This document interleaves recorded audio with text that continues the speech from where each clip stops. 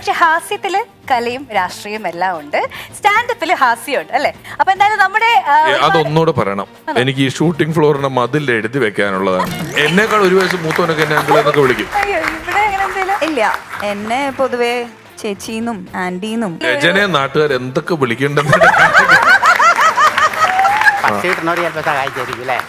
അല്ലെങ്കിൽ ഇവളുടെ ശമ്പളം എന്റെ കയ്യിൽ തന്നാലും മതി. എന്റെ ശമ്പളം അങ്ങനെ കൊടുക്കണ്ട. അല്ല, നിന്റെ സ്വന്തം താത്തയല്ലേ ഇത് കൊടുക്കാതിരിക്കാൻ വേണ്ടി ഉമ്മാനെ വിളിച്ചിട്ട് വന്നേക്കാണ്. ഞാൻ അങ്ങനെ തട്ടിക്കൊണ്ടുപോയാലോ. ഈ കല്യാണം എന്ന് പറയുമ്പോൾ തന്നെ നമുക്ക് എല്ലാവർക്കും സന്തോഷമുള്ള ഒരു കാര്യമാണ് അല്ലേ? ഇത് പറഞ്ഞപ്പോ എന്റെ കെട്ടിയവൻ പറയുവാ അയാൾക്ക് അത്ര വലിയ സന്തോഷമൊന്നും ഇല്ലെന്ന്. ഈ മാട്രിമോണി സൈറ്റിന്റെ മോഡസ് ഓപ്പറണ്ടി വളരെ സിമ്പിൾ ആണ്. വേറൊരുത്തം കുഴി ചാടുന്ന കണ്ടിട്ട് തന്നെ ചെന്ന് കുഴി ചാടും. പഴയൊരു ജംഗ്ഷൻ, അവിടൊരു ഫംഗ്ഷൻ, അതുവഴി പോയപ്പോ ടെൻഷൻ. പഴയൊരു ജംഗ്ഷൻ, അവിടൊരു ഫംഗ്ഷൻ, അതുവഴി പോയപ്പോ tension. Once upon a time, once upon a time, once upon a time, once upon a time. Amrita ടിവിയുടെ പ്രിയപ്പെട്ട പ്രേക്ഷകർക്ക് നമസ്കാരം. ഇത് Once Upon a Time season 4 standup four girls, മലയാളത്തിലെ ആദ്യത്തെ സ്റ്റാൻഡപ്പ് കോമഡി ഷോ. നമ്മൾ പലപ്പോഴും മനസ്സിലാക്കേണ്ട ഒരു കാര്യം എന്താന്ന് വെച്ചാല്, നമ്മൾ സ്നേഹിക്കുന്നവർ മാത്രമല്ല, നമ്മളെ സ്നേഹിക്കുന്നവർ നമ്മുടെ ചുറ്റുമുണ്ട്. അപ്പൊ നിങ്ങൾ വിചാരിക്കും, അതാരപ്പ നമ്മളെ സ്നേഹിക്കുന്നവർ? ഒരു സംശയം വേണ്ട. And that is Once Upon a Time. Once Upon a Timeന്റെ പ്രേക്ഷകർ എന്ന് വെച്ചാൽ ഭയങ്കര ഫേവറേറ്റ് ആണ്. We love you all so much. അപ്പോൾ പ്രേക്ഷകർക്ക് വേണ്ടിയിട്ട് ഒരു അടിപൊളി എപ്പിസോഡുമായിട്ട് ഞങ്ങൾ വീണ്ടും എത്തിയിരിക്കുകയാണ്. ഇന്നത്തെ എപ്പിസോഡിലേക്ക് ഏവർക്കും സ്വാഗതം. Once Upon a Timeന്റെ ഫേവറേറ്റ് പ്രേക്ഷകരാകുമ്പോൾ പ്രേക്ഷകർക്ക് ഫേവറേറ്റ് ആയിട്ടുള്ള രണ്ടുപേരെ ഞാൻ സ്റ്റേജിലേക്ക് വിളിക്കുകയാണ്. Let's welcome our judges, Ramesh Pisharody and Rachana Narayanankutty.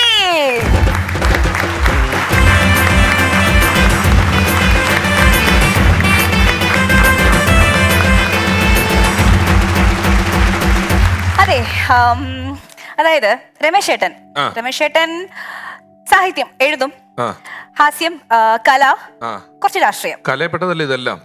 അതെ, കലയപ്പെട്ടതാണ്. കലയുടെ വിവിധ മേഖലകൾ. ഇവിടെ ആണെങ്കിലും സാഹിത്യമുണ്ട്, കലയുണ്ട്, പിന്നെ രാഷ്ട്രീയമുണ്ടോ? രാഷ്ട്രീയമില്ല. ഇല്ല. അപ്പൊ ഞാനൊരു കുസൃത ചോദ്യം ചോദിക്കട്ടെ? ഉത്തരം പറയോ? ചേട്ടൻ പറയാം. ഓക്കെ, നമുക്ക് ഇങ്ങനെ തുടങ്ങാം ഇന്നത്തെ എപ്പിസോഡ്. മന്ത്രിമാർക്ക് ഇഷ്ടമില്ലാത്ത പേര്. മന്ത്രിമാർക്ക് ഇഷ്ടമില്ലാത്തൊരു പേര് നിങ്ങൾക്കും പറയാം കേട്ടോ. നമ്മുടെ ഓഡിയൻസ് ആയിട്ട് വന്നിരിക്കുന്നവർക്കും പറയാം. മന്ത്രിമാർക്കൊന്നും ഈ പേര് വലിയ താല്പര്യം ഇല്ല. രാജി. ഞാൻ വിചാരിച്ചു ഞാൻ അവസരം പറഞ്ഞു കൊടുക്കേണ്ടി വരുന്നത്. കറക്റ്റ് പറഞ്ഞല്ലോ. അടിപൊളി, നല്ലൊരു ഐഡിയ. രാഷ്ട്രീയവും കലയായിട്ട് എന്തെങ്കിലും ബന്ധമുണ്ടോ? ഒരു ബന്ധമില്ല. പിന്നെ രാഷ്ട്രീയമില്ല എന്ന് പറയുന്നത് ആളുകൾ പൊതുവെ പറയുന്നത് കക്ഷി രാഷ്ട്രീയം ഇല്ല എന്നുള്ളതാണ്. നമ്മളൊരു രാജ്യത്ത് താമസിക്കുന്ന ആളെന്നുള്ള നിലയിൽ, വോട്ട് ചെയ്യുന്ന ആൾക്കാരെന്നുള്ള നിലയിൽ, ഗവൺമെന്റുമായി ചേർന്ന് ജീവിക്കുന്ന മനുഷ്യരെന്നുള്ള നിലയിൽ നമുക്ക് രാഷ്ട്രീയമുണ്ട്. രാഷ്ട്രീയം എന്ന് പറഞ്ഞാൽ രാഷ്ട്രത്തെ സംബന്ധിക്കുന്നത് എന്ന അർത്ഥമേ ഉള്ളൂ. നമ്മൾ പൊതുവെ രാഷ്ട്രീയം എന്ന് പറയുമ്പോൾ അത് കക്ഷി രാഷ്ട്രീയവുമായി ബന്ധപ്പെടുത്തി പാർട്ടി ഇന്ന പാർട്ടിയിലാണോ ഈ പാർട്ടിയിലാണോ എന്നൊക്കെ ചോദിച്ച് പറയുന്നു എന്നുള്ളത് മാത്രമേ ഉള്ളൂ. അല്ലാതെ കലയും രാഷ്ട്രീയം തമ്മിൽ ബന്ധമുണ്ടോ എനിക്ക് തോന്നുന്നു ഉണ്ട്. കാരണം ഞാൻ എപ്പോഴും വിശ്വസിക്കുന്നതും ചെയ്യുന്നതും ആയിട്ടുള്ള കാര്യം, എന്റെ കലയാണ് എന്റെ രാഷ്ട്രീയ നയം. കറക്റ്റ് ആണ്. രചനയ്ക്ക് പറയാനുള്ളത്. പക്ഷെ ഞാൻ എന്റെ ഫേസ്ബുക്ക് പോസ്റ്റുകളിൽ, ഇൻസ്റ്റാഗ്രാമില്, ഞാൻ ചെയ്യുന്ന TV പരിപാടികളിൽ, ഞാൻ എഴുതുന്ന സിനിമകളിലൊന്നും എന്റെ രാഷ്ട്രീയം ബന്ധപ്പെടുത്തിയിട്ടില്ല. എന്റെ രാഷ്ട്രീയം വേറെ ഫോൾഡറിൽ കിടക്കുകയാണ്, ഇത് വേറെയാണ്. അങ്ങനെ കലയിലൂടെ എന്തെങ്കിലും കുറെ പറഞ്ഞു കളയാന്നോ പറയാന്നോ എന്നുള്ള ഒരു ഉദ്ദേശവും കാര്യമായിട്ട് എനിക്കില്ല. ഓരോരുത്തർക്കും ഓരോ പോലെയാണ്. തീർച്ചയായിട്ടും. അപ്പൊ ഈ പറഞ്ഞതുപോലെ കലയും രാഷ്ട്രീയം, പക്ഷെ ഹാസ്യത്തില് കലയും രാഷ്ട്രീയം എല്ലാം ഉണ്ട്, സ്റ്റാൻഡപ്പില് ഹാസ്യമുണ്ട് അല്ലെ. അപ്പൊ എന്തായാലും നമ്മുടെ അതൊന്നുകൂടെ പറയണം. എനിക്ക് ഈ ഷൂട്ടിംഗ് ഫ്ലോറിന്റെ മതിൽ എഴുതി വെക്കാനുള്ളതാണ്. അതൊന്നുകൂടെ പറയാം. ഒന്ന് പറയാം. അതായത് ഹാസ്യത്തിൽ കലയുണ്ട്, രാഷ്ട്രീയമുണ്ട്. കലയിലാണ് ഹാസ്യം ഉള്ളത്. ഓക്കെ. ഞാൻ ഉദ്ദേശിച്ചത് ഹാസ്യത്തിൽ കലയുണ്ട്, കലയുണ്ടല്ലോ, ടാലന്റ് എന്നുള്ള നിലയ്ക്കാണ്. അതെ. Thank you for helping me. അപ്പോ ഇതെല്ലാം നമ്മുടെ സ്റ്റാൻഡപ്പിലുണ്ട്. ഞാൻ അതിലേക്ക് എത്തുവാണ്, മനസ്സിലായില്ലേ? ഓക്കെ, അപ്പോഴത്തേക്കെല്ലാം ഇതെല്ലാം സ്റ്റാൻഡപ്പിലുണ്ട്. നമ്മൾ അടുത്തതായി പോകുന്നത് നമ്മുടെ സ്റ്റാൻഡപ്പ് കോമഡി പെർഫോമൻസുകളിലേക്കും മത്സരങ്ങളിലേക്കൊക്കെയാണ്. Thank you very much. അപ്പോ നല്ലൊരു കൈയ്യടി കൊടുക്കൂ പ്ലീസ്. നമ്മുടെ ജഡ്ജസിനെ അങ്ങോട്ടേക്ക് ഇരുത്തട്ടെ പ്ലീസ്. പോയിരിക്കൂ.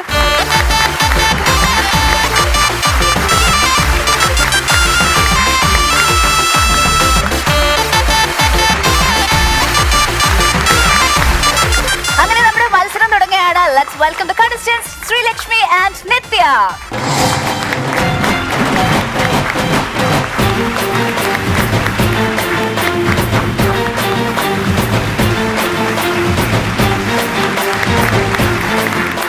പറയൂ, എന്തൊക്കെയുണ്ട് വിശേഷങ്ങൾ?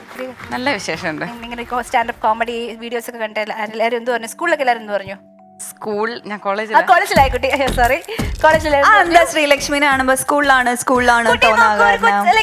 ഷോർട്ട് ഹെയർ കണ്ടില്ലേ? ശരിയാ, check shirt. അതെ. ഇവിടെ വന്നിട്ടുണ്ടല്ലോ എല്ലാരും ഞാൻ അറിയാതെ ആന്റി എന്നൊക്കെ വിളിച്ചപ്പോ ഇവരെല്ലാരും എന്നെ അടിക്കാൻ വേണ്ടി ഓടുക.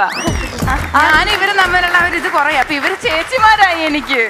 ഞാൻ ആന്റി എന്നൊക്കെ ശരിയാണ്, നമ്മൾ കോളേജിന്റെ മനോവ്യഥ മനസ്സിലാക്കണം. അതെ. നിത്യ എന്താ ഇങ്ങനെ മിണ്ടാണ്ടിരിക്കണേ?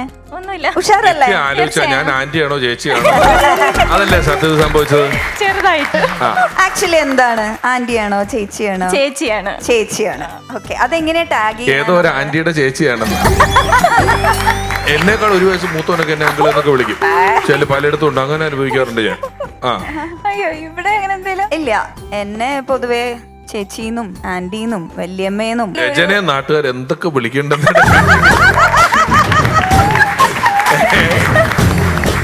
അപ്പൊ നിങ്ങൾ രണ്ടുപേരിൽ ആരാണ് ആദ്യം മത്സരിക്കുന്നത് നോക്കട്ടെ? കഥ വിളിച്ചാലോ? പിന്നല്ല കഥ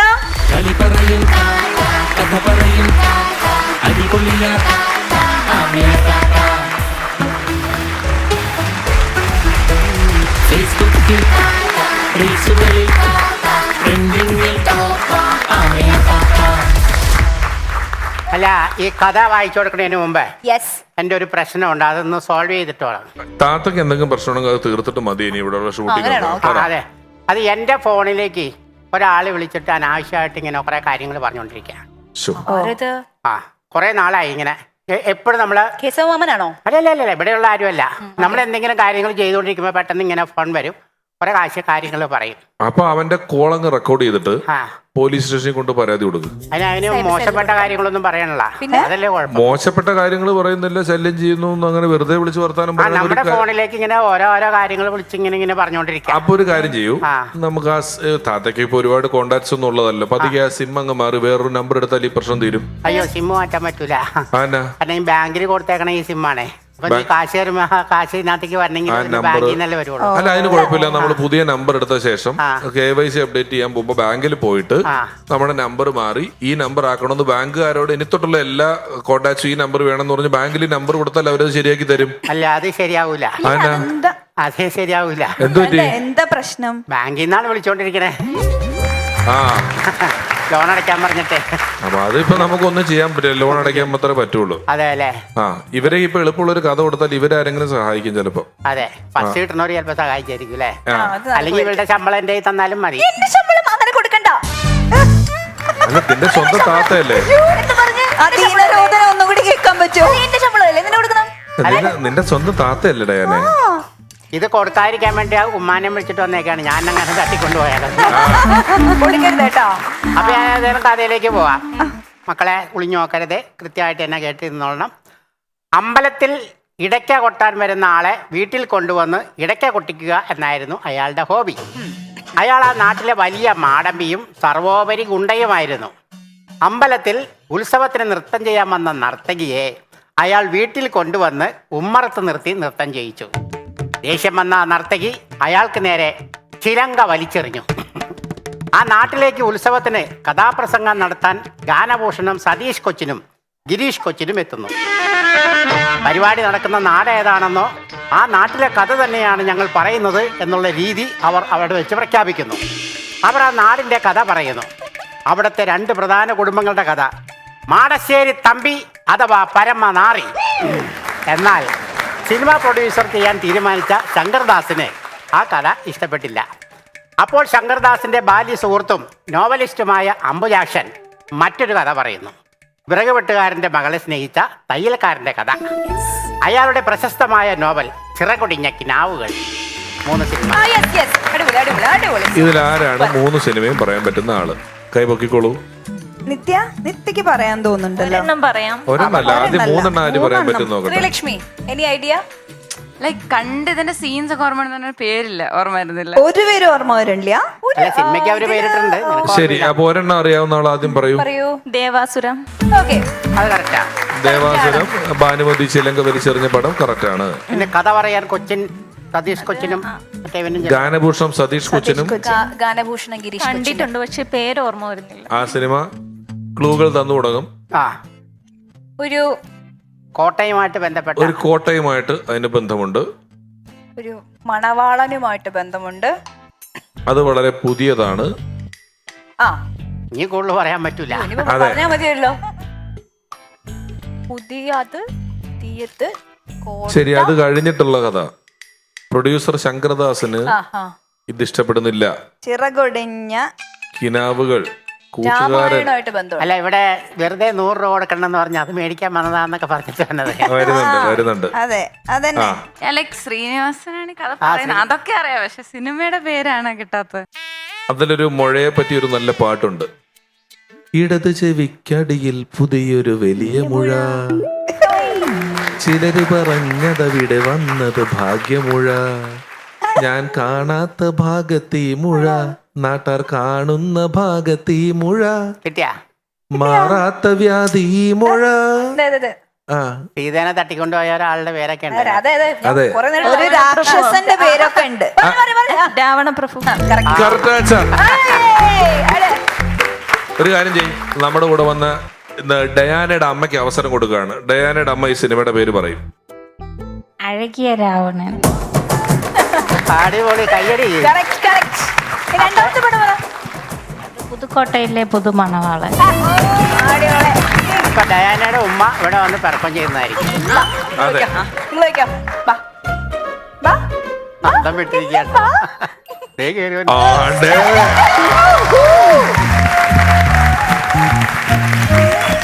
നമ്മുടെ സുഹൃത്തുക്കളെ, ഇത് നമ്മുടെ പ്രോഗ്രാമിന്റെ ആങ്കറായിട്ട് തുടക്കം തൊട്ട് നമ്മളോടൊപ്പം നിൽക്കുന്ന ഡയാനയുടെ ഉമ്മയാണ് ഇപ്പൊ സ്റ്റേജിൽ വന്ന് നിൽക്കുന്നത്. അപ്പം ഡയാനയുടെ ഉമ്മ ഇങ്ങനെ ഷൂട്ടിങ്ങിനൊക്കെ ഇടയ്ക്ക് വരും. ഉമ്മ സ്റ്റേജിൽ കയറിയിരിക്കുകയാണ്. നമസ്കാരമുണ്ട്. ഉമ്മ ഏതായാലും TV പരിപാടിയിൽ വന്നിട്ടുണ്ടോ? ഏ ഉമ്മ പാട്ട് പാടുന്നു പറഞ്ഞല്ലോ. പാട്ടുപാട്, മോണാക്ട്. രണ്ടുപേരും. ഏത് പാട്ട്? ഇത് ഡയാനയുടെ ഉമ്മയാണോ ഡയാനയുടെ മോളാണോ? കംപ്ലീറ്റ് എക്സ്പ്രഷനും കാര്യങ്ങളും ഒക്കെ ഡയാന മോളെ കൊണ്ട് വന്നുകൊണ്ടിരിക്കുന്നത്. ടെൻഷനാണ്. അത് വരുന്നോ? Okay. ശരി, എന്നാ മൈക്ക്, പോകാം. മൈക്ക്, മൈക്ക്, വരുന്നു. അപ്പൊ ഡയാനയുടെ ഉമ്മയ്ക്ക് നല്ലൊരു കൈയടി കൊടുക്കൂ. ഇനി ഒരു ഉത്തരം പറഞ്ഞ ആൾക്ക് തന്നെ കൊടുക്കാല്ലേ? അപ്പൊ ഒരു ഉത്തരം പറഞ്ഞ ആള് ചെയ്യട്ടെ. അതെ, അതെ. അപ്പോ നിത്യയാണ് ഇന്ന് ആദ്യം പെർഫോം ചെയ്യുന്നത്. ഓക്കെ, ഓൾ ദി ബെസ്റ്റ് നിത്യ. കലക്കണം കേട്ടോ, തകർക്കണം.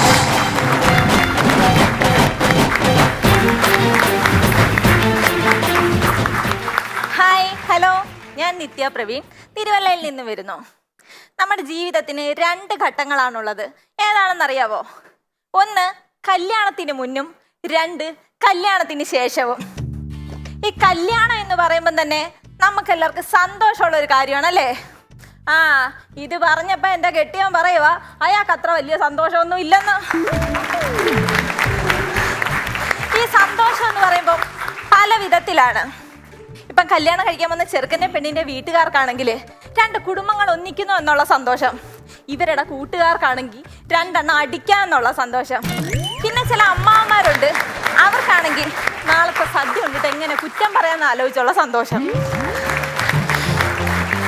ഇതിലൊക്കെ ഉപരി ഏറ്റവും കൂടുതൽ സന്തോഷിക്കുന്ന 2 പേരാണ് ചെറുക്കനും പെണ്ണും.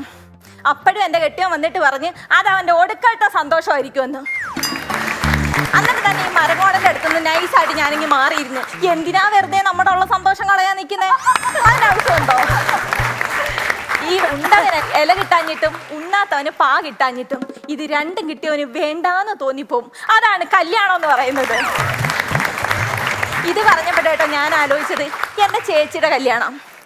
ചേച്ചിയുടെ വലിയൊരാഗ്രഹമായിരുന്നു കല്യാണം കഴിച്ച് സുഖമായി ജീവിക്കുക എന്നത്. പക്ഷെ പിന്നീടാണ് മനസ്സിലായത് കല്യാണം കഴിക്കുക എന്നത് നല്ല കാര്യവും സുഖമായി ജീവിക്കുക എന്നത് വെറുതെ ആയിരുന്നെന്ന്. ഈ കല്യാണത്തിന് മുന്നേ പെണ്ണ് കാണാൻ ചടങ്ങെന്ന് പറയുന്നൊരു സംഭവം ഉണ്ടല്ലോ. എൻ്റെ ചേച്ചിക്കാണെങ്കിൽ അത്യാവശ്യം ചൊവ്വാദോഷമൊക്കെ ഉണ്ട് കേട്ടോ. അതുകൊണ്ട് തന്നെ ഈ പെണ്ണ് കാണാൻ കുറേ പേരൊക്കെ വന്നിട്ടേ അതങ്ങ് മുടങ്ങിപ്പോയി. ഇനി ഇത് ചൊവ്വയുടെ ദോഷം കൊണ്ടാണോ അതോ നമ്മുടെ നാട്ടുകാരുടെ നാക്കിൻ്റെ ദോഷം കൊണ്ടാണോ എന്ന് ഇതുവരെ ഞങ്ങൾക്ക് മനസ്സിലായിട്ടില്ല. അങ്ങനെ അവസാനം എൻ്റെ ചേട്ടൻ്റെ ഒരു കാര്യമില്ലാത്ത 2-3 കൂട്ടുകാരും ചേട്ടൻ്റെ അപ്പൂപ്പനോടാണ് പെണ്ണ് കാണാൻ വരുന്നത്.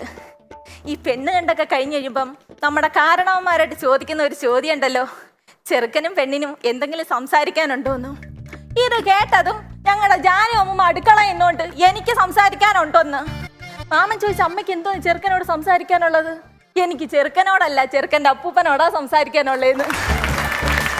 ആ ഫാനിന്റെ സ്പീഡൊന്ന് കൂട്ടിയിട്ട് കഴിഞ്ഞാൽ അന്നേരം വായു വലിച്ച് മുകളിലോട്ട് പാനിക്കുന്ന ഈ വല്യപ്പനോട് ഇവർക്ക് എന്താ സംസാരിക്കാനാണെന്ന് ഞങ്ങൾക്ക് മനസ്സിലായിട്ടില്ല. അങ്ങനെ ഞങ്ങളുടെ അമ്മമ്മയ്ക്കൊരു സ്വഭാവമുണ്ട് കേട്ടോ. ഒരിച്ചിരി സന്തോഷം കൂടി കഴിഞ്ഞാൽ തൊട്ടടുത്ത് നിൽക്കുന്നത് ആരാണോ കെട്ടിപ്പിടിച്ചൊരു ഉമ്മ അങ്ങ് കൊടുക്കും. അങ്ങനെ അമ്മൂമ്മ ഓടി വന്ന് എൻ്റെ ചേട്ടനെ കെട്ടിപ്പിടിച്ചൊരു ഉമ്മ കൊടുത്തിട്ട് പറഞ്ഞ്, മോനെ നീ എൻ്റെ കുഞ്ഞിനെ പൊന്നുപോലെ നോക്കണേന്ന്. അടുത്തുമ്മ ചേട്ടൻ്റെ കൂട്ടുകാർക്കിട്ടായിരുന്നു, എന്തിനോ എന്തോ. അവസാനത്തുമ്മ അമ്മൂമ്മ പ്രതീക്ഷിച്ചാക്കന്നെ അപ്പൂപ്പന് അടുത്തോട്ട് ചെന്നതും എൻ്റെ അപ്പച്ചി കെട്ടി അങ്ങ് പിടിച്ചു. എൻ്റെ പൊന്നമ്മ ചോദിക്കരുതോ അത് ചെറുക്കൻ്റെ അപ്പൂപ്പനാന്ന്. അമ്മമ്മ നേരെ അപ്പച്ചി ഒരു നോട്ടോ നോക്കിയിട്ട് അടുക്കളയിലോട്ട് ഒറ്റ പോക്കാ, ഭിത്തിയിലോട്ട് ഒറ്റ ഇടി, ജസ്റ്റ് മിസ്. എടി ഓരുമ്പേട്ടോളെ, നിന്നെ ഇതുവരെ ഞാൻ ഈ പഞ്ചായത്തിൽ പോലും കണ്ടില്ലല്ലേ, ഇപ്പൊ എവിടെ നിന്ന് കെട്ടിയെടുത്തോണ്ട് വന്നെന്ന്. ചേട്ടൻ്റെ വീട്ടിലോട്ട് കല്യാണം കഴിഞ്ഞ് പോകാൻ നിന്ന എൻ്റെ ചേച്ചിയോട് വല്യമ്മായിയുടെ വക ഒരു ഉപദേശം, മോളെ ഭർത്താവിനെ നീ കൺകണ്ട ദൈവത്തെ പോലെ കാണണമെന്ന്. ആ കള്ളക്കിളവി കഴിഞ്ഞ ആഴ്ച എൻ്റെ മാമ പണിയെടുത്ത കാശ് കൊണ്ട് കൊടുത്തില്ലെന്നും പറഞ്ഞുകൊണ്ട് മാമൻ്റെ മൂത്ത് പിടിച്ച് കുളമാക്കിയ തള്ളയാ. ഇനി എൻ്റെ മാമൻ്റെ ശരീരത്തിലാകെ ആ ലിവർ ഇരിക്കുന്ന ഭാഗം മാത്രമേ ഉള്ളൂ ഇടിച്ച് പഞ്ചറാക്കാൻ. കാരണം അത് മാമൻ കാണിക്കൂല, കാരണം മാമൻ്റെ കുപ്പി വെക്കുന്ന സ്പോട്ടാ അത്. കല്യാണം കഴിഞ്ഞ് ചേട്ടൻ്റെ വീട്ടിലോട്ട് വലതുകാല് വെച്ച് കയറാൻ പോയ ചേച്ചിയുടെ കയ്യിലോട്ട് 5 തിരിയിട്ടൊരു നിലവിളക്ക് കൊടുത്തിട്ട് അമ്മാവിയമ്മ ദേ ഇങ്ങനൊരു ചൊറിച്ചില്ല. അപ്പോഴും നമ്മൾ വിചാരിക്കും ഇവരുടെ തലയിൽ നിറച്ച് പേനിരിക്കുന്നെന്ന്. ഒന്നുമല്ല, മറ്റേ ആ സാധനം കിട്ടില്ല, ഏത് വളയേ. നമ്മളിടുന്ന വളയുടെ കനം അനുസരിച്ചിരിക്കും ഇവരുടെ മുഖത്തിൻ്റെ എക്സ്പ്രഷൻ. ഇപ്പം നമ്മൾ നൈസായിട്ടൊരു വളയിട്ട് നോക്കി, ഇത്രേ വരത്തോളൂ. ഇച്ചിരി കൂടെ കനത്തിലാണെങ്കിലോ ഇത്രയും വരെ വരും. പക്ഷെ അത്യാവശ്യം നല്ല കനത്തിലും തൂക്കത്തിലും ഒരു വളയിട്ട് നോക്ക്, 100 വോൾട്ടിന്റെ ബൾബ് അവിടെ നിന്ന് മിന്നി കത്തും. ഇത് കാണുന്ന നാട്ടുകാര് പറയും, ശാന്തേച്ചിക്ക് പുതിയ മരുമോളെയൊക്കെ കിട്ടിയല്ലോ. അവളെന്റെ മരുമോളല്ല, എൻ്റെ സ്വന്തം മോളാണെന്ന്. ഈ മോളോടുള്ള സ്നേഹം കാണണമെങ്കിൽ 1 മാസം കഴിഞ്ഞ് ഇവരുടെ വീടിന്റെ ഏരിയയിൽ എവിടെങ്കിലും ചെന്നാ മതി. ആ പഞ്ചായത്ത് പോലും കേൾക്കാത്ത തെറിയായിരിക്കും വിളിക്കുന്നേ. ഇതുപോലെ ചില മരുമക്കളുണ്ട് കേട്ടാ. ഇതെൻ്റെ അമ്മാവിയമ്മയല്ല, എൻ്റെ സ്വന്തം അമ്മയാണെന്ന്. എൻ്റെ ഒരു അഭിപ്രായം പറയുവാണെങ്കിൽ ഈ അമ്മാവിയമ്മയായിട്ടും മരുമകളായിട്ടും കാണാന്നുണ്ടെങ്കിൽ വലിയ വിഷയങ്ങളില്ലാതെ വീട്ടിലങ്ങ് പൊക്കോളും. അതുപോലെയാണ് ഈ കല്യാണം കഴിഞ്ഞതിൻ്റെ പിറ്റേന്ന് നമ്മൾ അടുക്കളയിലോട്ട് ചെല്ലുമ്പം ഒരു ഗ്ലാസ് ചായ എടുത്ത് വരും നമ്മുടെ കയ്യിൽ തരും. എന്നിട്ട് പറയും, മോളെ ഇനി അവൻ്റെ എല്ലാ കാര്യങ്ങളും നീ വേണം നോക്കാൻ. ഈ വാക്കം കേട്ട് പിറ്റേന്ന് അടുക്കളയിൽ എങ്ങാനും ചെന്നാ വന്ന് കയറിയില്ല, അടുക്കള ഭരണമൊക്കെ അവളങ്ങ് ഏറ്റെടുത്തെന്ന്. അതുപോലെ കേട്ടോ, കല്യാണം കഴിഞ്ഞ നാളുകളിലൊക്കെ ഈ ആണുങ്ങൾക്ക് നമ്മളോട് ഭയങ്കര സ്നേഹമായിരിക്കും, നമ്മളതങ്ങ് മുതലെടുക്കുകയും ചെയ്യും. ഈ രാത്രി സമയങ്ങളിലൊക്കെ ഇവർ നമ്മളോടൊക്കെ ചെറുതായിട്ടൊക്കെ ഒന്ന് പിണങ്ങും അല്ലേ. അപ്പോൾ ഈ പെണ്ണുങ്ങൾ കാണിക്കുന്ന ആദ്യത്തെ പരിപാടി എന്തോന്നറിയാവോ? പിന്നെ നമ്മൾ ബെഡിൽ കിടക്കൂല, നൈസായിട്ടൊരു പായൊക്കെ തറയിലോട്ടിട്ട് ധവനേതാണ്ട് നമുക്കറിയത്ത് പോലും ഇല്ലെന്നുള്ള ചടങ്ങി തിരിഞ്ഞ് ഒറ്റ കിടപ്പാ. കാരണം നമ്മക്കറിയാം എന്തോ ധവൻ വിളിക്കാൻ വരുമെന്നുള്ളത്.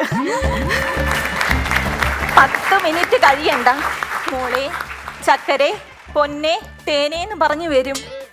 പക്ഷേ നീയൊക്കെ 1 കൊല്ലം കഴിഞ്ഞ് കിടന്നു നോക്ക്, അവിടെ കിടക്കത്തേ ഉള്ളൂ. മോളേന്ന് വിളിക്കുന്നതിന്റെ ഫ്രണ്ട് ഈ വേറെ വല്ലതൊക്കെ കൂട്ടിച്ചേർത്തിട്ടായിരിക്കും അവരെ വിളിക്കുന്നത്. ആ സമയത്തൊക്കെ ഇവരെ നമ്മളോട് ചെറുതായിട്ടൊന്ന് ദേഷ്യപ്പെടുവാണെങ്കിൽ അന്നേരം നമ്മൾ കരയും. കുറച്ച് നാൾ കഴിയുമ്പോഴേ ഇത് നേരെ അങ്ങ് തിരിയും, നമ്മൾ ദേഷ്യപ്പെടും, ഇവർ കരയുന്ന പരുവം വരെ എത്തിക്കുകയും ചെയ്യും. കാര്യമടക്കാണെങ്കിലും ഈ ആണുങ്ങളെക്കായി ഒരല്പം ഓർമ്മശക്തി കൂടുതൽ നമുക്ക് പെണ്ണുങ്ങൾക്ക് തന്നെ കേട്ടോ. അതെന്താണെന്നറിയാവോ? ചേച്ചിക്കറിയാവോ? അതെ, ഞാൻ പറഞ്ഞുതരാം. നമ്മൾ ഇവരോട് വഴക്ക് കൂടുമല്ലോ, വളരെ ശക്തമായ വഴക്ക് കൂടുന്ന സമയത്ത് ഈ മണ്ടന്മാർ ഇന്നലത്തെ മെനങ്ങാന്നത്തെ ഇല്ലേ കഴിഞ്ഞ ആഴ്ച വരെയുള്ള കാര്യങ്ങൾ പറയും. പക്ഷേ നമ്മൾ പെണ്ണുങ്ങള് 10 കൊല്ലം മുൻപുള്ള കാര്യം വരെ അന്നേരം വിളിച്ചു പറയും. നീ ഇന്ന ദിവസം ഇന്നടത്ത് വെച്ച് എന്നോട് ഇന്നത് പറഞ്ഞില്ലയോ, അവൻ നാണ്ടടെ വായും പൊളിച്ച് മേലോട്ട് നോക്കി നിൽക്കും, അങ്ങനെ പറഞ്ഞായിരുന്നില്ലയോ, അവന് പോലും അറിയത്തില്ല. ഈ കല്യാണം കഴിഞ്ഞ സ്ത്രീകളെ നെറ്റിയിലൊരു ചുമന്ന പൊട്ട് തൊടും. എന്തിനാണെന്നറിയാവോ? കല്യാണം കഴിഞ്ഞെന്ന് അറിയിക്കാനല്ല, ഇതെല്ലാം ഇവിടെ റെക്കോർഡാണെന്ന് തെളിയിക്കാനാ.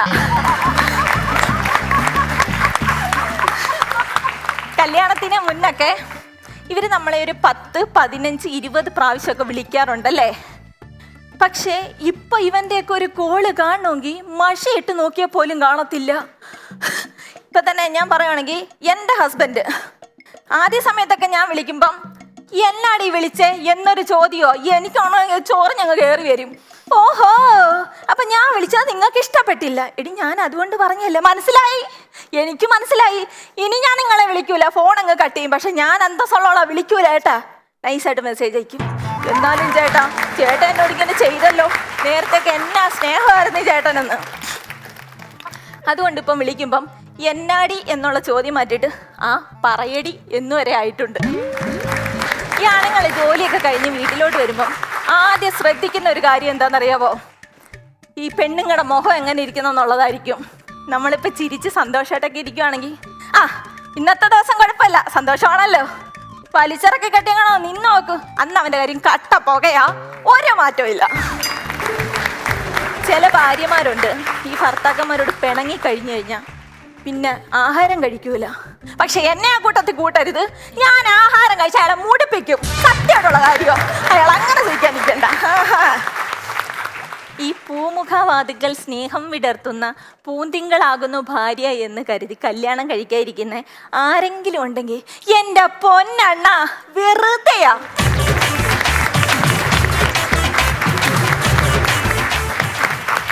നിത്യ, നല്ല എനർജറ്റിക് ആയിട്ടുള്ള ഒരു പെർഫോമൻസ്.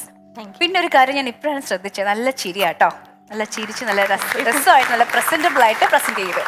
രമേശേട്ടാ, നിത്യ നല്ല രസമുണ്ടായിരുന്നു കേട്ടോ.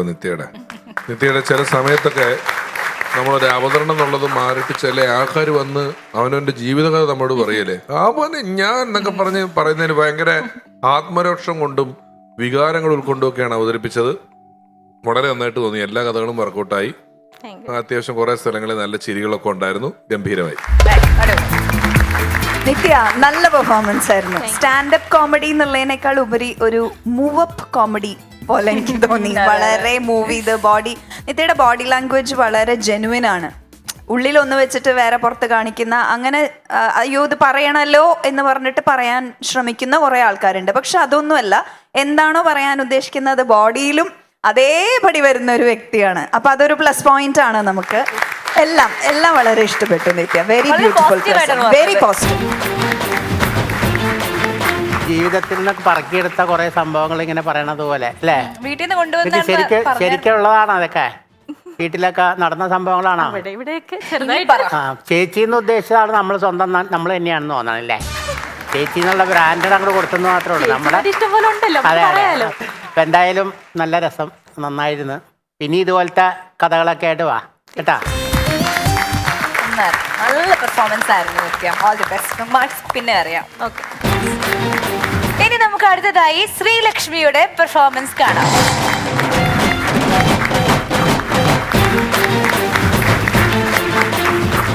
സുശീല ചേച്ചിയുടെ വീട്ടിലുണ്ട്, ദാമോദരൻ ചേട്ടന്റെ വീട്ടിലുണ്ട്, മുകളിലത്തെ വീട്ടിലുണ്ട്, താഴത്തെ വീട്ടിലുണ്ട്, അയൽപ്പക്കത്തെ വീട്ടിലുണ്ട്. ഒരു ശ്രീലക്ഷ്മി, ഞാൻ ശ്രീലക്ഷ്മി. നെട്ടൂരാനോടാണോടാ കളി എന്ന് 5 തവണ തെറ്റാതെ പറഞ്ഞുകൊണ്ട് ഞാൻ വരുന്നു എൻ്റെ നാട് നെട്ടൂരിൽ നിന്ന്. ഇങ്ങനത്തെ നല്ല അടിപൊളി നല്ല ഇൻട്രൊഡക്ഷൻ ഒക്കെ ഉണ്ട്. പക്ഷെ കണ്ടന്റ് ചിന്തിച്ചുകൊണ്ടിരിക്കുന്ന സാഹചര്യത്തിലാണ് എൻ്റെ വീടിന്റെ ബെല്ല് ടിങ് ടോങ് എന്നടിക്കുന്നത്. തുറന്നു നോക്കിയപ്പോ ദേണ്ട നിൽക്കുന്നു നമ്മുടെ സഞ്ജു ചേട്ടനെ സച്ചു ചേച്ചി. ഒരു മിനിറ്റ്, അതോ സച്ചു ചേട്ടനെ സഞ്ജു ചേച്ചിയായിരുന്നു? ആരിലും ഒക്കെ ആയിക്കോട്ടെ, അവർ രണ്ടുപേരും വന്ന് നിപ്പുണ്ടായിരുന്നു. അപ്പൊ ഈ ചേട്ടൻ എന്ന് പറഞ്ഞാല് നമ്മുടെ വല്യമ്മയുടെ മോനാ. പുള്ളിക്കാരൻ അടുത്തായിട്ട് കല്യാണം കഴിഞ്ഞ ചേട്ടനും ചേച്ചി. അപ്പൊ ഈ വിരുന്ന് കാണൽ ചടങ്ങിന് വേണ്ടി ഞങ്ങളുടെ വീട്ടിലോട്ട് വന്നതാ. അപ്പൊ അപ്പോഴാണ് എൻ്റെ മനസ്സിൽ ആ ലഡ്ഡു പൊട്ടിയത്. ഞാൻ എന്തുകൊണ്ട് ഇവരുടെ കല്യാണം കണ്ടന്റാക്കിക്കൂടാ? അത്യാവശ്യം നല്ലൊരു കല്യാണമായിരുന്നു അവിടെ നടന്നത്. ഇവരുടെ കല്യാണത്തിന്റെ കാര്യം പറയുവാണെങ്കിൽ ഈ മറ്റേ വല്യമ്മ എല്ലാം അമ്മമാരെയും പോലെ ചേട്ടനൊരു പ്രായമായപ്പോഴേ ഉള്ള മാട്രിമോണി സൈറ്റുകളെല്ലാം രജിസ്റ്റർ ചെയ്തിട്ടു. സുന്ദരൻ സുമുഖൻ നല്ല ജോലിയുണ്ടെന്ന് പറഞ്ഞിട്ടും ഒന്നും കിട്ടുന്നില്ല. അപ്പൊ ഇത്രയും കാലം നോട്ടിഫിക്കേഷൻസ് എല്ലാം വന്നിട്ടും തിരിഞ്ഞു നോക്കാത്തൊരു matrimony.com ഉണ്ടായിരുന്നു, BM matrimony.com. ആർക്കെങ്കിലും അറിയാമോ BM matrimony.com എന്താണെന്ന്? ബന്ധുമിത്രാദികൾ matrimony.com. ഇത്രേ ഉള്ളൂ. രജിസ്റ്റർ ചെയ്യൂ, എല്ലാം ചടപടേ നടത്തൂ.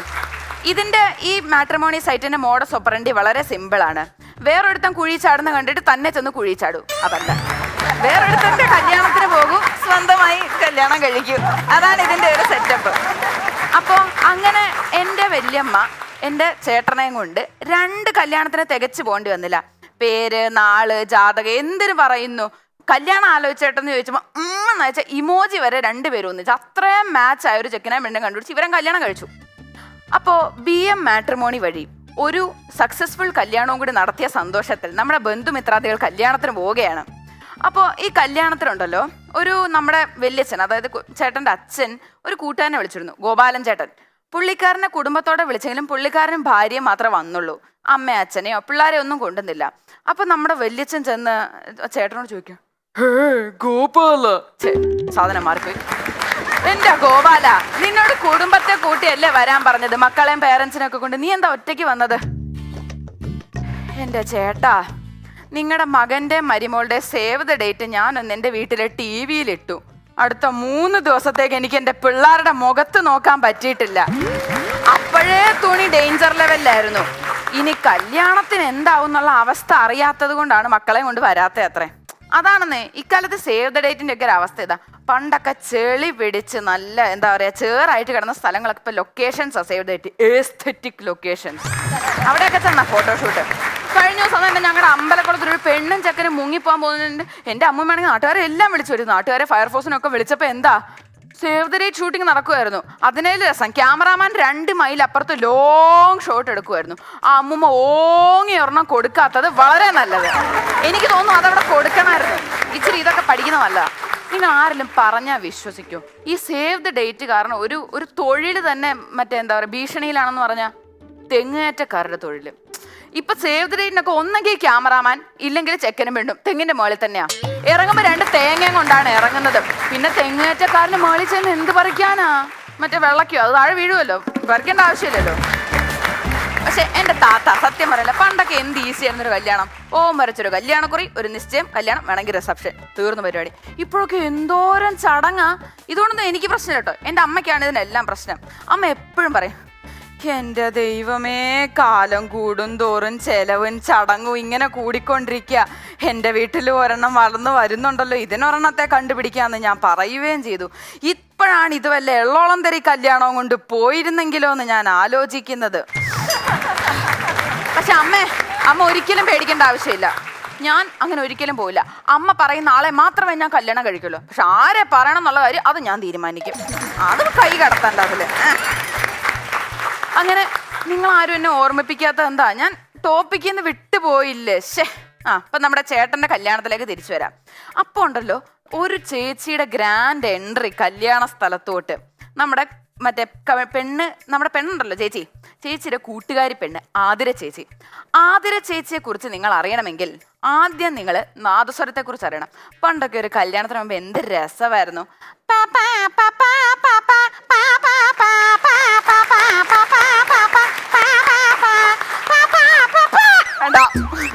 അതവിടെ പോയി. അപ്പൊ ഇതൊക്കെ എന്ത് രസമായിരുന്നു ഓരോ കല്യാണത്തിന് പോകുമ്പോ കേൾക്കാൻ. ഇതൊക്കെയായിരുന്നു അവിടുത്തെ ഒരു വൈബ്. ഇപ്പോഴത്തെ കല്യാണത്തിനാവുന്നില്ല. അപ്പൊ ചെന്നിട്ടേ ഞാൻ ഒരു കല്യാണത്തിന് പോയപ്പോ അവര് ഒരു നാസരക്കാരൻ എടുത്തു വന്നിട്ട്, ചേച്ചി ഇഷ്ടമുള്ള പാട്ട് പറഞ്ഞ ഞാൻ നാസരത്തെ വായിച്ച് കേൾപ്പിക്കാം. ആദ്യം ഇവൻ എന്നെ നോക്കി ചേച്ചിന്ന് വിളിച്ചു. എന്റെ അച്ഛന്റെ പ്രായമുണ്ട് ഇവനെ കണ്ട.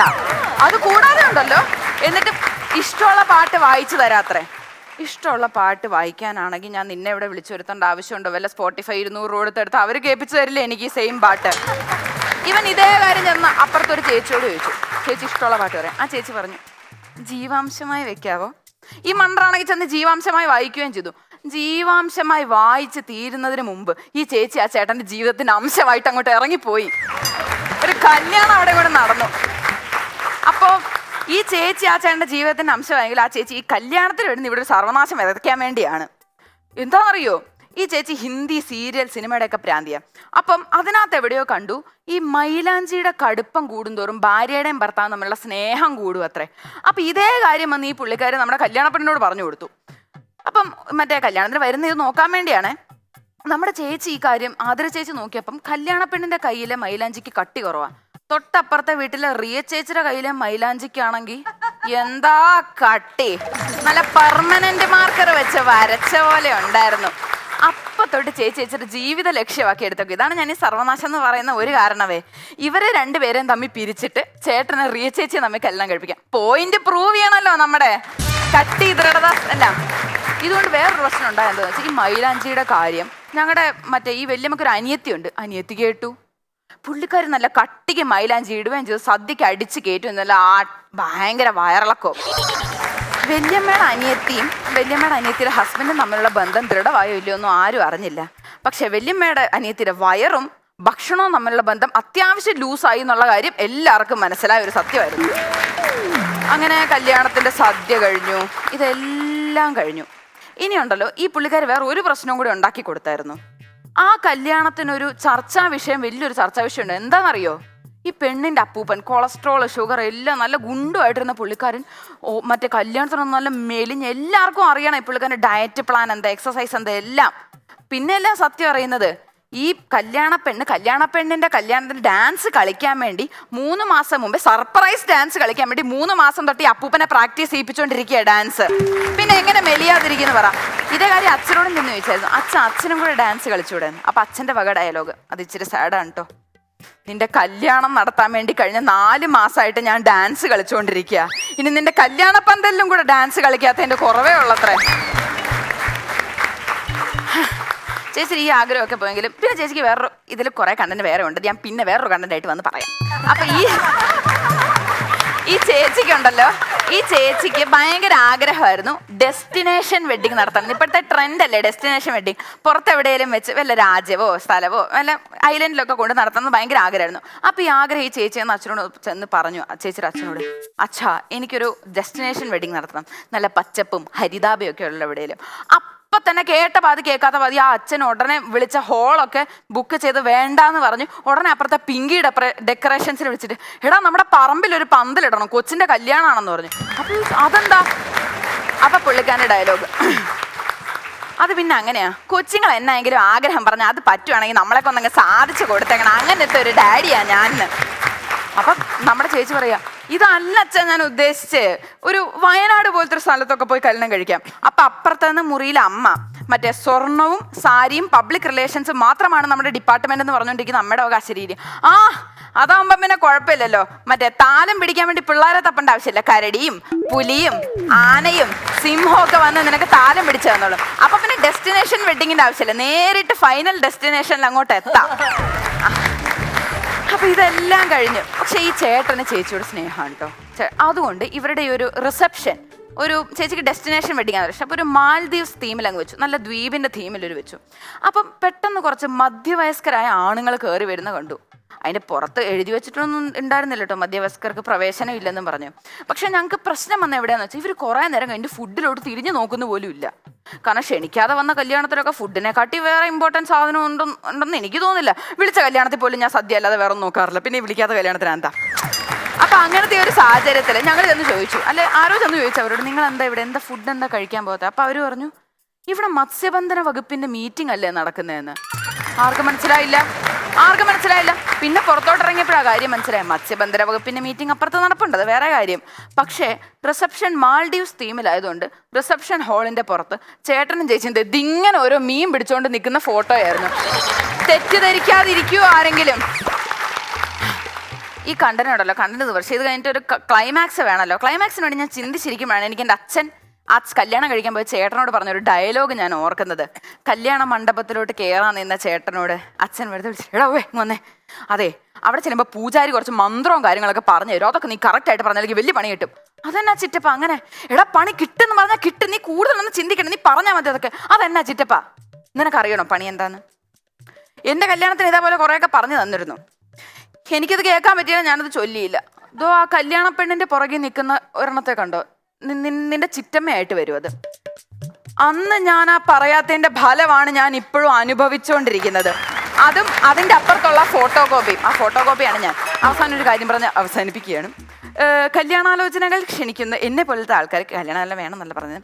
പക്ഷെ എനിക്കെന്നൊക്കെ ഉണ്ടല്ലോ, സ്ത്രീധനം കൊടുക്കാൻ ഒരു ഇൻട്രസ്റ്റും ഇല്ല. സ്ത്രീധനം കൊടുക്കാത്ത അല്ലെങ്കിൽ വാങ്ങാത്ത ആരെങ്കിലും വേണം കേട്ടോ. എന്താ സ്ത്രീയുടെ കഴുത്തേ ധനം വേണമെന്നോ? അയ്യോ അതല്ല, സ്ത്രീധനമായിട്ട് കാണുന്ന ആരെങ്കിലും കല്യാണം കഴിക്കണം എന്നാണ്. അപ്പോൾ അങ്ങനത്തെ ആരെങ്കിലും ഉണ്ടെങ്കിൽ സമീപിക്കാനുള്ള അഡ്രസ്സ് ഷോന്റെ അവസാനം ഡയാന ചേച്ചി പറഞ്ഞു തരും.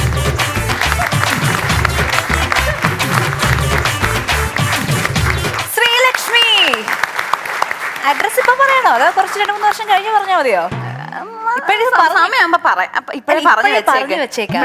എൻട്രീസ് വന്നു കഴിഞ്ഞാൽ നമുക്ക് സമയം പോലെ നോക്കി എടുക്കാമല്ലോ. ഫിൽട്ടർ ഒക്കെ ചെയ്യണം. Of course. എന്തായാലും നമ്മുടെ ശ്രീലക്ഷ്മിയുടെ മോഡുലേഷൻ, ലാംഗ്വേജ്, സ്ഫുടത, ക്ലാരിറ്റി, ഓൾ ടുഗെദർ പെർഫോമൻസ് എല്ലാം ഗംഭീരമായി അല്ലെ? അടിപൊളിയായി. എനിക്ക് ഭയങ്കരമായിട്ട് ഇഷ്ടമായിട്ടോ മോളെ. സൂപ്പർ. അവരോട് ചോദിക്കാം. ചേട്ടാ, ശ്രീലക്ഷ്മി വളരെ നന്നായിരുന്നു കേട്ടോ ഇന്നത്തെ പ്രകടനം. നമ്മുടെ ഇവിടെ വരുന്നതിൽ വളരെ ചെറിയ കുട്ടികളുണ്ട്, നല്ല ഒരു 70 വയസ്സ് അബവ് ആയിട്ടുള്ള ആളുകളുണ്ട്, മധ്യവയസ്കരുണ്ട്, പലതരത്തിൽപ്പെട്ട ആൾക്കാർ ഇവിടെ വരാറുണ്ട്. അതിൽ ഒരു ശ്രീലക്ഷ്മി ഉൾപ്പെടുന്ന വളരെ കുറച്ച് പേരാണ് വിദ്യാർത്ഥികളായിരിക്കെ വരുന്നത്. മറ്റു പലരും ജോലിക്കാരും വീട്ടമ്മമാരും അങ്ങനെയുള്ള ആൾക്കാരൊക്കെയാണ്. വിദ്യാർത്ഥികളായിട്ട് വരുന്നതിൽ ചെറിയ കുട്ടികൾ വന്ന് അവതരിപ്പിക്കുന്നവർ കാണാപ്പാടം പഠിച്ച് അവതരിപ്പിക്കുകയാണെങ്കിലും അത് കാണാപ്പാടം പറയുന്നതിൻ്റെതായ ഒരു ശൈലിയിലാണ് പറയുന്നത്. പക്ഷെ ഒരു വിദ്യാർത്ഥിയായിട്ടിരിക്കെ വരുന്നതുകൊണ്ടായിരിക്കും ശ്രീലക്ഷ്മി ഇത് കാണാപ്പാടം പഠിക്കുക എന്ന് പറയുന്ന ഒരു ഏരിയ വളരെ ഭംഗിയായിട്ട് ചെയ്യുന്നുണ്ട്. അതുകൊണ്ട് അതിൻ്റെ ഒരു A to Z കാര്യങ്ങൾ, കുത്തുകോമ എവിടെ എന്തുണ്ട് എന്നുള്ള കാര്യങ്ങൾ കാണാപ്പാടം പഠിച്ച ശേഷം അതങ്ങനെ കാണാപ്പാടം പഠിച്ചതാണെന്ന് തോന്നാത്ത ഒരവസ്ഥയിൽ നമ്മൾ അവതരിപ്പിക്കുക എന്ന് പറയുമല്ലോ, വളരെ ജെന്യുവിനായിട്ട് അതിൽ സ്വാഭാവികമായ എല്ലാ നീട്ടലും കുറുക്കലും എല്ലാം വെച്ചുകൊണ്ട് അവതരിപ്പിക്കുക എന്ന് പറഞ്ഞാൽ അങ്ങനെ ചിന്തിക്കുമ്പോൾ വളരെ കൃത്യമായിട്ടും ഭംഗിയായിട്ടും നല്ല കണ്ടന്റ് ഭംഗിയായിട്ട് ശ്രീലക്ഷ്മി ഇത്തവണ അവതരിപ്പിച്ചു. Sreelakshmi, you are extremely talented Sreelakshmi. അത് പറഞ്ഞപ്പോഴാണ് മിമിക്രിയുടെ കാര്യം നമുക്ക് ചോദിക്കണം. ഇടയ്ക്ക് അല്ലേ ഒക്കെ വരണ്ടായിരുന്നു. മിമിക്രി പഠിച്ചിട്ടുണ്ടോ? ഇല്ല, അതിപ്പോ തൽക്കാലം ഇതിനു വേണ്ടിയിട്ട് ഇട്ടതാ. കൊള്ളാം. ശ്രീലക്ഷ്മി ഇതൊക്കെ വളരെ മുൻധാരണയോടുകൂടി വന്ന ഒരു കുട്ടിയായിട്ടാണ് ഞാൻ മനസ്സിലാക്കുന്നത്. ഞാൻ ചെയ്യുന്നത് നന്നാക്കണം എന്ന ഉറച്ച തീരുമാനത്തോടുകൂടി പ്രിപ്പയർഡായിട്ട് വന്നിട്ട് ചെയ്യണ ഒരു കണ്ടസ്റ്റന്റ് ആണ്. അപ്പൊ അതിന്റെ എല്ലാ ഗുണങ്ങളും ശ്രീലക്ഷ്മിയുടെ പെർഫോമൻസിലുണ്ട്. ഇനിയും നന്നായിട്ട് പെർഫോം ചെയ്യാൻ പറ്റട്ടെ. നമ്മളെ ഈ ഓട്ടക്കാരുണ്ടല്ലോ, ഓട്ടക്കാരെപ്പോഴും പറയും സ്റ്റാർട്ടിങ് കറക്റ്റായി കഴിഞ്ഞ് കഴിഞ്ഞാൽ ഫിനിഷിങ് സൂപ്പറാവെന്ന് പറയില്ലേ. എന്ന് പറഞ്ഞാൽ ഈ സ്റ്റാർട്ടിങ് ഇപ്പം നല്ല രസമായിട്ട് തുടങ്ങിയിട്ടുണ്ട്. പിന്നെ എനിക്ക് തോന്നുന്ന ഒരു 100-150 എപ്പിസോഡെങ്കിലും പോകാനുള്ള ഒരു കാലിബറുണ്ട് അല്ലേ? തീർച്ചയായിട്ടും ഉണ്ട്. അതിൽ ശ്രീലക്ഷ്മി നന്നായിട്ട് കഴിഞ്ഞ എപ്പിസോഡിനേക്കാൾ വളരെ മനോഹരമായി. ഇപ്പം എൻ്റെ ഇടയ്ക്കുള്ള കുറേ കൗണ്ടറുകളുണ്ടല്ലോ പറഞ്ഞിട്ട് അതിനകത്ത് ഇങ്ങനെ അതിൻ്റെ കൂട്ടത്തിലാണ് ഒരു മേമ്പൊടി പോലെ ഈ കറിയൊക്കെ താളിക്കുന്ന സമയത്ത് ഇങ്ങനെ കടുകൊക്കെയാണ് ഇടുന്ന കാര്യത്തിൽ സാധനം കിട്ടില്ലേ, നന്നായിരുന്നു.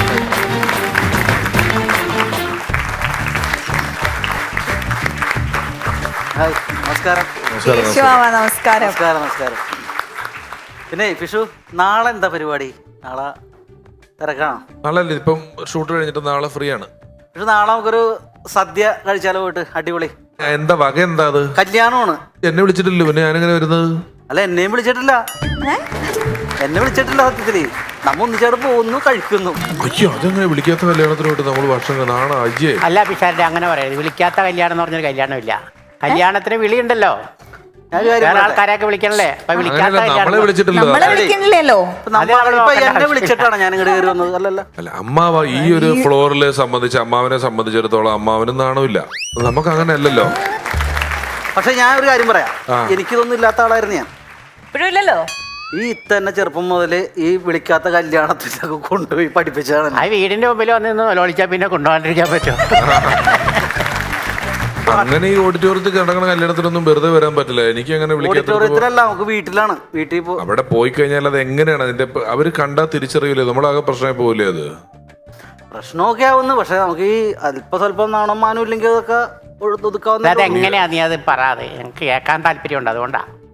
ഏത് ഇപ്പൊ ഈ സംഭവിച്ചത് എന്താണെന്ന് വെച്ചാൽ താത്ത എന്നെ കൊണ്ടുപോയി ചാടിച്ച കഥ ഞാൻ വേണമെങ്കിൽ പറയാം. അല്ലല്ല ചാടി താത്ത അടിച്ചോ നിങ്ങളെ? താത്ത ചാടിച്ച കഥ ഞാൻ പറയാം. അതാണ് പറയാൻ. അത് കേക്കട്ടെ എന്നാ ആദ്യം. ആ പരിപാടിക്കാൻ ഇവരെ കൊണ്ടുപോകില്ല. അല്ല അത് കേക്കട്ടെ, എന്നിട്ട് തീരുമാനിക്കാൻ പറഞ്ഞോ വേണ്ടതെന്നുള്ളത്. അങ്ങനെ കൊണ്ടുപോകില്ല. അന്ന് കല്യാണം ഒന്നും പറഞ്ഞ് എന്നെ വിട്ട് ഓർക്കണ്ട.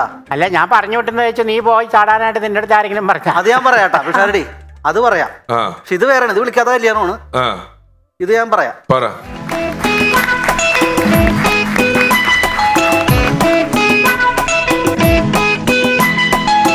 പഴയൊരു ജംഗ്ഷൻ, അവിടൊരു ഫങ്ഷൻ, അതുവഴി പോയപ്പോ ടെൻഷൻ. പഴയൊരു ജംഗ്ഷൻ, അവിടൊരു ഫങ്ഷൻ, അതുവഴി പോയപ്പോ ടെൻഷൻ. ഫ്രീ കഴിക്കാൻ കൊതിക്കും മിടുക്കൻ ഞാൻ, വിളിക്കാത്തോരോ സദ്യകളുണ്ണാൻ അലയുകയാണെൻ്റെ ഹോബി. ഫ്രീ കഴിക്കാൻ കൊതിക്കും മിടുക്കൻ ഞാൻ, വിളിക്കാത്തോരോ സദ്യകളുണ്ണാൻ അലയുകയാണെൻ്റെ ഹോബി.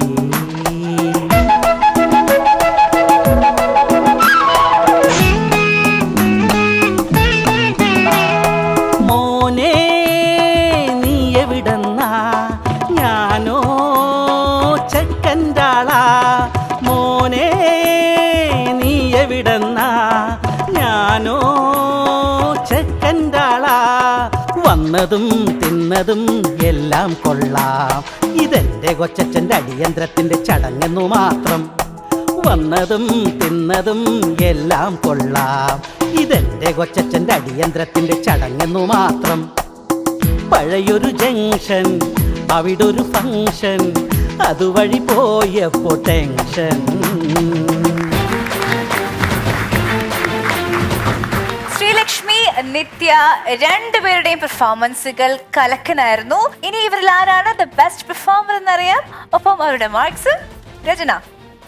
നിത്യയ്ക്ക് എന്റെ വക 50-ൽ 45 മാർക്ക്.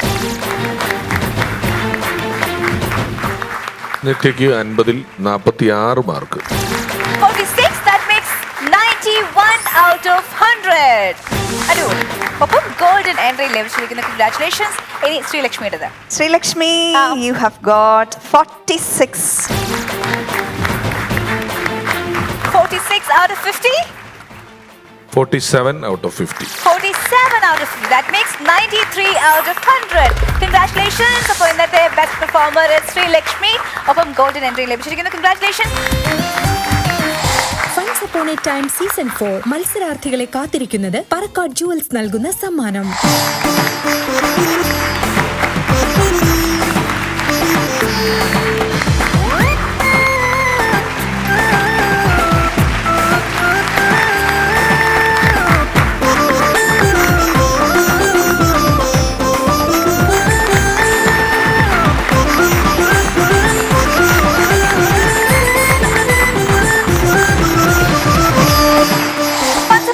സീസൺ 4-ൽ പങ്കെടുക്കുവാൻ നിങ്ങൾ താല്പര്യപ്പെടുന്നുണ്ടെങ്കിൽ നിങ്ങൾ ചെയ്യേണ്ടത് ഇത്രമാത്രം.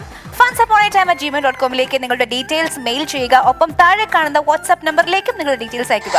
അങ്ങനെ funs upon a time season 4-ന്റെ മറ്റൊരു അടിപൊളി എപ്പിസോഡ് പൂർണ്ണമാവുകയാണ്. നമുക്ക് എല്ലാവർക്കും വീണ്ടും കാണാം. Until then, bye.